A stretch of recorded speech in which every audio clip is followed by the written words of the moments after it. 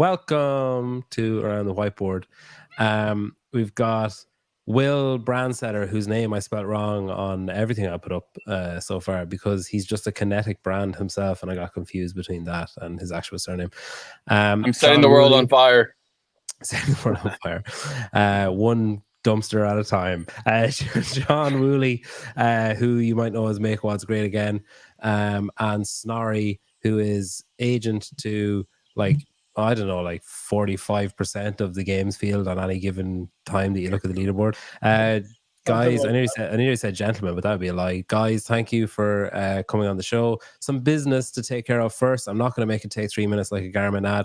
You can go to btwb.com and you can join their white glove service where they'll move you over. If you're an affiliate or if you're just someone who coaches online. Oh, William is gone. If you're someone who just coaches online, you can move all of your clients and their payment details and everything all move over, which really just takes the stress out of things for everyone. I'm going to give Will like 20 seconds to come back because I don't know where the fuck he's gone. All right, for anyone who hasn't seen the show before, maybe I should talk a little bit slower to give him more time. If you haven't seen the show before, we've got 3 topics. We should have 3 guests, and it's just a circle. We have 3 topics. We have 60 seconds per topic to speak, and you will be awarded points for specificity. You will be awarded points. Welcome back, Will. You'll be awarded points for hotness of take or just passionate delivery or whatever. And like the other kind of boring stuff of like actually making sense and spin facts and stuff. What the fuck is Will doing? He's actually in his parents' house, so I'd say he's probably on like bad Wi-Fi or something, or can't figure it out. All right, I want Snorri to dance when answering, like as if Sarah is working out. Yeah, I think that everybody saw that video. That was pretty cool. Will's moving inside. He doesn't trust the outside seat. Hello, Will's mom doing the dishes. All right, so we're going to go through our topics. One of our first topics is on Dave Castro's review of the week this week. And last week, indeed, he gave some hints as to the fact that the season might look a little bit different next year. He said he kind of alluded to the fact that he wasn't happy with some of the quarterfinal aspects that happened this year. And I mean, if you guys can figure out a way to stop leaks happening while you do this, it would be fantastic. Snorri, you're now nearest to me, so you're going to go first. I need someone give out to me in the comments last week, how long have you been doing this and you still fumble around with the fucking clock or whatever? Like, I would just go fuck yourself is the easy answer to that.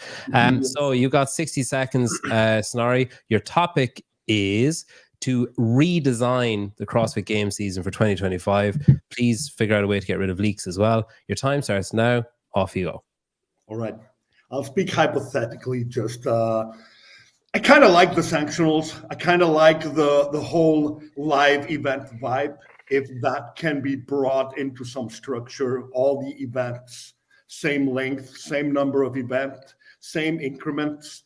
If we can, this would mean we get rid of the continents. We just look for the best athletes, but there would be events done with event promoters in various places. Those events would be streamlined in some way. Maybe each athlete should have to participate in 3 events to accumulate some points that would then take them forward to the next stage. So it could be the first stage, and then semifinals, and then games, but all of it live events. That would be my take on how to do this. Good stuff. And I've got, I was under a minute. Fuck. All right, John, you've got 60 seconds. Time starts now. Off you go. Well, you're never going to fix the leak problem until you're ready to start suing people for it. So they got to get mean again if they want to fix the leak thing. I think you want to fix the games. You got to make the open mean something. I'd love to see, at least a few athletes qualify for the game straight out of the open. I think when it comes to quarterfinals, go back to top 10% or create 2 tracks. Have like a games athlete track and a community track. The community track, you can judge it in the affiliates. The affiliates can use their own local judges that pass the judges course. The professionals have a more expensive path to go. It costs them more to get in. but they can use professional judges, or what I think would be most important, you guarantee that every single one of those videos actually gets reviewed. Because I think ultimately that's the big failing here, is that they're not all getting looked at. And I think if you can guarantee that every professional athlete is going to get exactly the same view, people feel fine about it. Will, you've got 60 seconds. Time starts now. Off you go. All right, so we're going to get rid of the quarterfinals, but we're going to start at the Open, and we're going to contract out the judging to a third party. It's going to be good for CrossFit as a company to get rid of that and put that drama on someone else and give someone else a responsibility. We're going to continue with the level system they implemented, and we're going to go to sanctional season, which are going to be certified events, and I'll get to that in a second. The levels will be like level 10 is the top tier athletes. Each sanctional gets a certain amount of spots for level 10 athletes. Maybe it's level 9 athletes also have a certain allocated amount of spots for the sanctional events. Certified events means third-party events. They get their programming sent in and certified by a group at HQ or a group combination with people like J.R. Howe. And we have a 3 to 5 year outlook on those sanctional events with the goal of creating a tour. And then we'll, in 3 to 5 years, implement some tour style scoring. And we'll also, like John said, have some spots out of the Open direct to the games. Nicely done. All right, Snorri, you've got 20 seconds. Yep. Of rebuttals, or you can build on your own point or criticize someone else's. Time starts now. Off you go. Right. I skipped the Open, but it's probably not a popular take. But I think the validated athletes they can participate in it if they want, but I would just like to see them progress to the next stage. They've already earned that. They've already demonstrated that. Fucking hell, right? That's a hot take. John, you got 20 seconds. Off you go. Yeah, I don't think I completely disagree. I just want the Open to mean something again. I miss the good old days where we'd wait to the last second to watch which athletes were going to post their scores and what they were going to be and how high they were going to be ranked. Like, that was the fun part for the community, and it actually meant something there. They're actually qualifying for something. So I'd love to see more emphasis on it. And Will, 20 seconds. Off you go. Yeah, I agree. John, you said make it mean something more, but you also proposed the 2 different tracks, and maybe that was more for quarterfinals, but I disagree with that opinion. I think that just takes away from the grand scheme of what makes CrossFit special, and the Open is the ultimate most important part of competition for the general space of CrossFit. Nice. All right. Why is my heart beating? It's kind of embarrassing. Why is your heart beating? You'd be dead otherwise. Probably best to keep it that way, Will. All right, I need to do some scores. Sorry, I'm just going to shorten your name so I can easily fit your score in. Your number. Although it's pretty easy to fit the number 1 on the screen, to be honest. Number 1. Okay. First place. All right. So after 1 round, we've got Will on 3, Snorri on 1, and John, Make Was Great Again on 2. I was going to say it in French, and I was like, does anyone here speak French? Any comment? That's a stoner question. Okay. Sorry, I guess. I don't know. Or is it the level you're on in John Young's mountain? Yeah, John Young puts you on a certain level on the mountain, then you're there. Open to games, hard cuts at the game, first 2 events.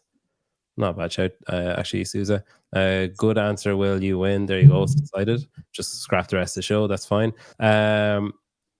Will, make fun of Edge's technology for your time. Yeah, I'm actually doing okay. I've only got 14% on my camera, so it could turn off like any time over the next few minutes. But it's okay for now. All right. Is that a Brian Friend painting behind Will? No, it's Jesus. Oh, same. All right. Question 2. So, John, you're in the little center of the sandwich there now, so you get to go first on this one. Then it'll be Will. Then it'll be Snorri. I just realized you're all wearing glasses. That's so funny. I don't know why it's funny, but it's just a coincidence. There you go. Better. You just have a point. Oh, Snorri gets a point too. John, you lose a point. So our second topic of the day is who has the best media. So of all the camps, of all the athletes, of all the different entities that are out there. I want to know who you view as having the best media. And someone replied to this in a story earlier on and said, they said, oh, if it's about seniority, and I, immediately was like, why the fuck would it be about seniority? People could be around decades and be shit, but if you're new and good, you're good. So you got 60 seconds, John. I hope you're not opening with seniority. Your time starts now. Off you go. No, I put a lot of thought into the question, and there would be no reason for me to pick the one I picked because he hates my fucking guts. But I love the stuff you guys have been doing with Taylor Self, the Taylor versus the world, the Kill Taylor thing. I think that's pretty impressive, just across the board. It's generated a lot of buzz in the community, and so that's really cool. And pulled in, podcasts like yourself and Savan into it. I think a close second for me was Danny Spiegel, mostly because she reminds me of like an Anna Kournikova, meaning she doesn't have, like elite wins, but she has an elite following. And that's a really interesting thing to me, where you're not winning a lot of competitions, but you have as big a following as a Rich Froning or a Tia Claire Toomey. Cool. All right, Will, you've got 60 seconds. Time starts now. Off you go. Oh, now. Anna Kournikova, and I was going more the camp route, and I think Mayhem is by far and above every other camp. It's not even close. So if they win, I would like to see them just get a little bit more creative in the stuff they do. It seems like they know what works, and they just stick to that formula as far as video and content style goes. Everyone else needs to pick up the game on the camp scene. As far as athletes, I think it's really impressive currently what Ariel Lowen's been doing. She's entertaining. She's fun. She's making a name for herself. Colton Merton's doing the same, not what you would expect from him, and he's been crushing it, as well as with what Savon's been doing with Taylor, and also Jason and Dallin and those guys being involved has been great. But when all those people go to bed at night and they look at the stars, they're going to see one bright shining star, and that's Rebecca Fuselier. And I think she fits the Anna Kournikova definition. I don't know who that is, but it sounds like she fits that definition. Hasn't been incredibly successful in competition, but is creative, does her own stuff, and is incredibly impressive. Cool. Snorri, you got 60 seconds. Off you go. All right. As far as the camps go, yes, Mayhem kind of established the standard for it. They've been doing it for the longest time. They've employed a pretty large team for it, and they pump out the content. That said, the most fun Mayhem episode I've ever seen is the one Hiller just dropped, where he actually introduced us to the people. He asked them questions that are maybe a bit outside of what they would be normally asked. So I think there is something there when you get to know the people a bit, and when you bring someone in there who is not there every day, you get very engaging and fun content out of it. And it was a terrific episode, the one he did from Mayhem. If I'm to award who's the best, it has to go to TTT, because they have their own thing. They have their own local humor. They're not trying to accommodate anyone else. They're just doing themselves, and they do it well. Good stuff. All right, 20 seconds then. John, sorry to the guy in the comments last week. I'm fumbling around like a fucking idiot, but this is just pay peanuts, you get monkeys. All right, John, 20 seconds, off you go. I agree with Will. I had Rebecca on my list because her media is terrific. She just doesn't have the total following. And same for Ariel. Love her to death. She's great. For me, I was just looking at effective media is how many people are you reaching. And when you look at, how many people Taylor and Danny are reaching, it's in the millions, not in the hundreds of thousands. Will, 20 seconds. I think effective media is how much stuff are you moving for your sponsors and people paying you money. And I think followers does not equal moving stuff. I forgot about TTT, so shout out Snorri, even though that may speak to who's the best, but they're incredibly creative. I like that they go out of the box and do different stuff. So Mayhem can learn from them in that aspect. And Snorri, last 20 seconds, off you go. Yeah, I mean, I'm, of course, just going to plug my girl, Sarah Sigmundsdóttir, who has a great YouTube channel, and the approach there is no clickbaits, no nothing, just show the things she's doing and what's happening in her life. She's not trying to bait anyone in, and it's been going really nicely. The views are racking up. She's a very entertaining. No, and your time's up. Either, yeah. Your self-promotion is over. John, who's Anna? Anna She's a tennis Kournikova? player. Yeah, tennis player. Okay. She was married to Enrique Iglesias. Yes. Yeah, the comparison is she was a average tennis player, like above average, but she didn't win anything. She won something, didn't she? Gotcha. Not win? Did she not win Wimbledon once, or win something? Maybe she was never considered like Serena as an example. Like she wouldn't be considered like a Tia or a Rich for us, but she had a huge following because she's beautiful, you know. And Gotcha. that's the thing. And Danny's the same way. Like she's gorgeous, but she didn't win anything. I say that with love, Danny. Not yet, John. Not yet. Never too late. All right. Scores at the end of that. Will's on 4.5. Snorri's on 2.5. Breaking out Think Tank there was a nice little boost for Snorri. He almost lost some points for self-promotion with Sarah, though. John and Will Will just had stronger points. Nice like list, and I think the point that really won it over was it's about like what you do with what you have, and it like a massive following is kind of worthless if you don't really do anything with it, or if you don't do anything major with it. Basically just referencing Danny there. All right, final topic. So Will's 1.5 points ahead of John and 2 points ahead of Snorri. The winner of this, unfortunately for them, has to come back next week. Probably should have led with that. Okay, so our last topic, you may have seen there's been some details announced. I'm not actually 100% sure what has been announced, what I'm allowed to talk about. But anyway, TYR Wodapalooza SOCAL is kicking off. I got a DM from someone when I put this up today, and they said, well, it's just Grid League. So I'll be interested to hear your thoughts on this. They have set up a new competition. The TYR Cup is going to take place in California in September, the 20-something to another 20-something date. I don't know, it's around there somewhere. You can look it up. There's an article on Barbara Spin on it, probably, and there's probably another one coming out like as we speak. They are doing teams, a North America versus the world team. Kind of a throwback to the old invitational days. And the question I asked for you guys is, because they're doing this team of 8 and they have these different types of events, they have some on their own, they have some as a group, they have some as a games team, they have some as the classic Wodapalooza team of 3, they have some where one person goes on their own and some in pairs, and some where all 8 are doing it. My question to you guys is, should other competitions look to revamp the style instead of just having individual and team of 4 following the game season? Should they maybe start thinking outside the box and trying to do something a little bit different to separate themselves from everyone else? Will, you're furthest away, so you get to go first on this one. You got 60 seconds. Your time starts now. Off you go.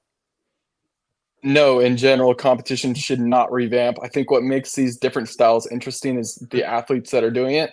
What TYR is doing what TYR Wodapalooza is doing in Southern California is only interesting because we anticipate it's going to be really high level athletes competing in a way that we're not used to seeing them compete. In general, if a competition wants to revamp and do something off the wall, you're not going to be able to move a lot of people through that in general in these types of formats. And what makes sustainable competitions is having wide breadth of volume of athletes competing. But I will say, if you just have a lot of money and you're looking to flush it down the toilet with no ROI, here's my proposal: is someone needs to do a reality style survivor competition on an island for a week, 8 females, 8 males, compete once a day, doing competitions in the same house. It would be exciting, fun. You're not going to get any return on your investment probably in the CrossFit space, but it would be good for a year. Bringing athletes off to an island and making them compete against each other and putting them up in a big house without getting ROI on investment. You just pitched the crown from the program, the teenage competition that's run in Mallorca. All right, sorry, you got 60 seconds. Your time starts now. Off you go. All right. So what TYR are doing with Wodapalooza is basically a showcase. It's a fan experience. It's not athletes really grinding themselves down. This is pretty shortly after the games. So this is an opportunity to entertain fans and entertain themselves. It's a team competition. It's US versus the world. So it's a fun, engaging something that will be very fun for spectators to watch. This is what was tested at the Fit Fest in Birmingham in December, and it was great. It was great for the athletes. There were 8,000 spectators there. So as an off-season spectacle, to break up the format, to do something that is fun both for the athletes and the spectators, yes, I'm all for it. It also grants more money-making opportunities for the athletes, and it grants them with something that they don't stress out over. They're entertained, and they're entertaining the fans as a result. Good stuff. All right, John, you've got 60 seconds. Time starts now. Off you go. I've said for a long time, any competition that wants to be successful should follow the playbook that Wodapalooza's done. Like, they have it down pat. It's it's a fan experience. Like Snorri said, you've got, local competitors coming, in Florida's case, all over Florida, but there you get the gauntlet, which is fun. You can come in and do teams. You can get to watch elite athletes compete. You get, kind of terrific fan experience from not only viewing, but, vendor village, like all of that. And I think too many of the competitions focus so much on the elite athletes, which are terrific to watch, but you just can't draw enough viewers for that, for a comp. You just can't. And so you need to bring in others that are going to be willing to compete. And so I love the way Wodapalooza has it broken down now, where you get 2 days of elites, 2 days of teams, and then you have local competitors from all over. I think that's the benchmark for everyone. All right, Will, you got your last 20 seconds. Time starts now. Off you go. An island, Danny Spiegel, Taylor Self, Matt Frazier, and Tia Toomey. That's all you need, and it'd be great. And I'm hoping I lose points here. Great points, guys. God, I wonder how quickly Taylor will be murdered. All right, Snorri, your last 20 seconds. Off you go. Yeah, I'll just pivot off of what I said. It's outside a season to have a creative format which brings in entertainment and something that the fans can even participate in. That's the way to go, and that's what TYR are doing right now, and I like it. John, last 20 seconds. Off you go. Well, I was convinced I was completely right until I heard Will put those 4 people on an island together, and I thought that sounded fun. So I'm kind of down for the island. Nice job, Will. We can definitely get some kind of investor on board. Sorry, get to work. I'm curious. Not there anymore. I really like the SoCal event. I'm curious what you guys think about. Obviously, it's kind of a Ryder Cup model. Do you think it's going to be successful annually, or would it be better to be a novelty and be like a biannual thing? I think there's room for it. I think this is first and foremost, this is a community event, and then it just has this spectacle in the evening each day where the big dogs go at it. And I think the people who are competing in the day, they will go into the stands in the evening and watch the people they look up to go head to head. I think it's brilliant. I think the athletes would be, so like obviously the games is just over, like, relatively recently, and Rogue is on the horizon as well. So it's perfect appeal to them, where it's like, you're not going to get the shit kicked out of you for 3 days or whatever. There's going to be a fairly decent chunk of change on offer. So it's like, it kind of ticks a lot of boxes. And then a lot of athletes as well have an extra opportunity then to be like ticking boxes for their sponsors and be like, hey, cool, I've done all this stuff they needed me to do, and I've done it like tenfold because I was in this huge competition that everybody was watching. But yeah, like obviously there's more details to come out and stuff, but what I've seen so far and whatever, plus it takes fucking balls to announce a competition like this in the middle of semi-final season, and like people are still talking about it as well as talking about semi-finals. So I think that says a lot that, they're gaining the traction that they want despite when they're doing it. Like they should have done it in January, but it's cool that people are talking about it. I turned my camera sideways so that no one thought my head was small. I wanted to match with these guys. All right. Scores at the end of that. Will got himself a point in the last round there. Honestly, mainly for the island idea. No, you actually had you didn't get anything for that last 20 seconds, but your first minute you had good points. John on 4. I was kind of hoping you get absolutely obliterated because I thought it would be hilarious if you really humiliated yourself in one of the rounds. I was going to say, who's going to make Wooley gape again and sit the round after that, but I didn't even get a chance to do it. So I just did it there. Snorri, 3.5. Thanks for coming, man. All right, Will. You get 30 seconds to talk about whatever you want to talk about. Time starts now. Off you go.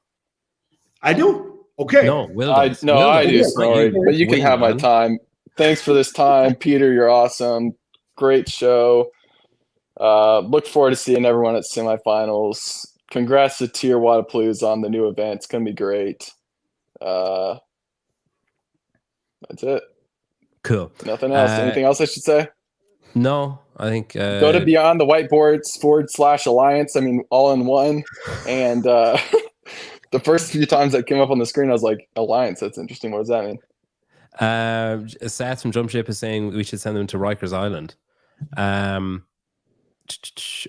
Loud and Live are watching. Oh my God, they're watching everything. You all hit the nail on the head. Exactly what we and TYR are aiming to do. That's with the tier cup. Tier cup, and then the winners can fill the cup with tears, and then dude, I've been wanting to make that joke so much. It's just kind of a funny name. Make Wooley gape again. I was so proud of that. MWGA. I was so disgustingly proud I of might that. change the name of the page to that. It'll be perfect. Yeah, Taylor would like it. Yeah. Well. I saw another one there. Someone said I'm overrated. Someone said I'm a behind the camera talent. Understood. I agree. I'm not. Will is it behind? Well, Donnie, if you're going to have a face like that, you can't make statements like that, buddy. All right. Okay, thank you. Will, thank you for coming on. You'll be back next week. John, thanks for coming on. Actually twice thanks, John, because John came on the ill-fated episode that just like was lost to the annals of time, and he's agreed to come back on a second time. So thanks, John. Snorri, thanks for beaming yourself in live from fucking heaven by the looks of things, with the angel lights coming in behind you there. If you're hanging around later on, you've got Get With The Program. You're doing semi-final workout review for age groups, correct? And we've also got Barbell Spinner on tonight, and Boz is on that. So you can do this thing on YouTube where you redirect people to a show. And last week I redirected everyone to Barbell Spin because I was like, I wonder if it works. And there was people like immediately brought over that show when this one was over, and they were like, this doesn't start for 5 fucking hours. What am I doing here? So Get With The Programming starts in about like an hour, and then Barbell Spin is on like 2 hours after that, I think. So you can check out all those. Kill Taylor on Saturday. I think it's at an earlier time this week. Keep an eye on Savan's show. And Taylor's going to start getting a bit arrogant there because it's heading for $1,500. And if he wins again, it'll be $2,000 a week after. And Will did all the behind the scenes work for all that kind of stuff. So he's great. He's not just a behind the camera talent, though. Snorri, thank you. Will, thank you. John, thank you. Have you something to say, Will? You look like you're making a talking face. Oh, I was just thinking, John, are you competing at the community event at semifinals? I am. Yeah. Friday and Sunday. I think I'm doing both. Yep. Cool. I was just going to give a shout out. If you're on the fence, you should come to semifinals. It's going to be fun. West Coast Classic, Syndicate Crown. Sign up for a community event at Syndicate Crown, compete different types of competition each day if you want to do solo, duo, trio. And if you sign up, you get a spectator ticket for the full weekend. So it's honestly, yeah. And it's not like cool. you can use John's code if you want. I think you get $20 off. Yep. And it's pretty close to what it costs to buy a 3-day spectator ticket. So it's a great deal. That's cool. And also, if you go to the event, you don't have to listen to the commentary team. So, like, it's win. It's great. Thanks, guys.